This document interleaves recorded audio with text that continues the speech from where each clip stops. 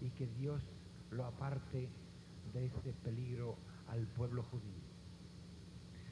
¿Saben lo que estaban pidiendo esos hombres en una sinagoga de Jerusalén? Estaban pidiendo que por favor Elohim o Yahvé, el Señor, permitiera que Sadán mandara un misil sobre el monte Moría para que cayera la mezquita de Omar, con el fin de poder levantar el templo. ¿Pero con qué excusa ustedes quieren tumbar esa mezquita y con qué prisa están ustedes solicitándoselo eso a su Dios? Y contestaban, porque el Mesías viene y tiene que entrar en el templo, y el templo tiene que estar hecho, y si el templo no está hecho, no podrá entrar.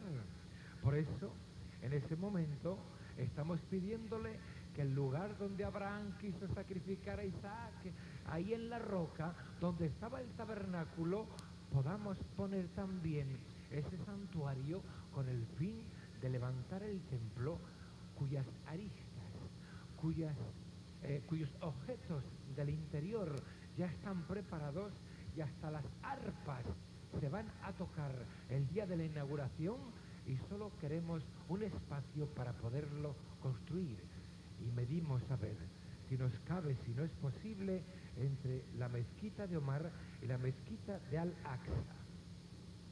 Fue en ese momento que los palestinos, al ver que estaban haciendo medidas en el monte Moria, los apedrearon, y entonces la policía judía mató a 18 de esos palestinos.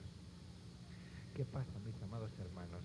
Que los judíos están esperando a un Mesías. Los pobrecitos no saben que ese Mesías que esperan es el que les va a engañar. Los judíos no saben que le van a ver entrada en el templo a un hombre que se va a hacer pasar por Dios y que les va a engañar, porque vendrá a hacerse eco en toda la tierra de una gran idolatría que él va a obligar a que así de todas partes de la tierra puedan venir a ese lugar a darle conocimiento al pueblo donde estén viviendo ese anticristo, de que ellos también adoran a esa bestia y a la estatua que hablará.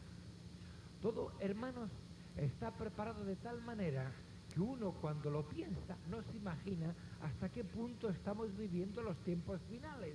Y si los judíos esperan a su Mesías, nosotros esperamos al que ya vino, al que ya vertió su sangre por nosotros, al que subió a la cruz del Calvario, al que resucitó al tercer día y al que viene a buscar a su iglesia santa y redimida, sin mancha y sin arruga, en un tiempo terrible, malo, perverso, donde se está confundiendo la verdad con la mentira, donde se está mezclando la luz con las tinieblas, donde la oscuridad parece que tiene luz para ciertas personas, donde no podemos, hermanos, estar pensando en otra cosa que en la unión con Cristo, para evitar que vengan esos falsos profetas y nos saquen del camino de la verdad y de la vida, que es Cristo Jesús, Señor nuestro.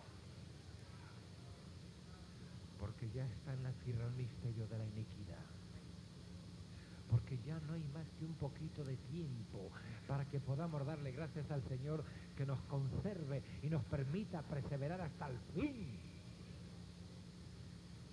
Pero ¿qué está pasando en Europa? Un día, un hombre tuvo un sueño y se llamó Nabucodonosor. Llamaron al profeta Daniel para que explicara el significado de una estatua cuya cabeza era de oro, el pecho de plata, el vientre de bronce y las piernas y los pies de hierro. Y entonces él le dijo a Nabucodonosor: la cabeza de oro eres tú, pero después de ti vendrá otro reino inferior al tuyo, el de plata. y a ese le seguirá otro todavía más inferior, el de bronce. Y acabará, por lo tanto, con el último, que será de hierro. Y esos pies que tienen 10 dedos representan ser 10 reinos que traerán persecución a la tierra. La hollarán, la pisotearán, la trillarán, la desmenuzarán, y una persecución horrible y espantosa vendrá, porque el hierro tiene fuerza, aunque la unión que hay entre esos reinos no tenga mucha consistencia, porque también hay barro entre esas piernas, que significa que serán alianzas humanas. Pero en el fondo el hierro será duro y hará daño. Cuando esas cosas se dijeron en esa época, ¿quién iba a pensar incluso en siglos posteriores del cristianismo que aquello que parecía imposible de comprender tuviera un significado en un momento dado para los cristianos? Cuando ahora nosotros estamos viviendo esta generación en los tiempos que acompaña esa profecía a su debido cumplimiento.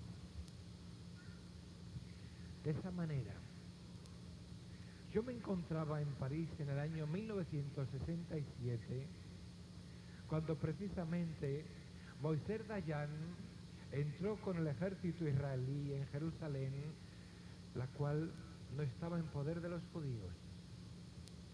Y recuerdo que Moisés Dayan, cuando llegó ante el muro de lamentaciones en la explanada, el resto de esas pocas piedras que quedaron del templo de Herodes, él dijo escuetamente: nunca más saldremos de Jerusalén. En ese mismo momento, en París, había otro acontecimiento. Hubo una guerra en el norte de África, o amenaza de guerra, aunque hubo algunos crímenes y algunas detenciones por parte de unos generales franceses que no querían entregar a su independencia al pueblo de Argelia. Y a 200 kilómetros de París se encontraba en un pueblito que se llama Colombey un hombre anciano que había servido en la resistencia durante la Segunda Guerra Mundial, animando a los resistentes franceses a luchar contra los nazis. Ese hombre se llamó Charles de Gaulle y estaba escribiendo sus memorias. El presidente René Coty, que en esos momentos estaba en la presidencia de París en Francia, lo llama: general, apacigüe los ánimos de esos generales, compañeros suyos en Argelia, porque no queremos una lucha armada entre Francia y eso que era la colonia.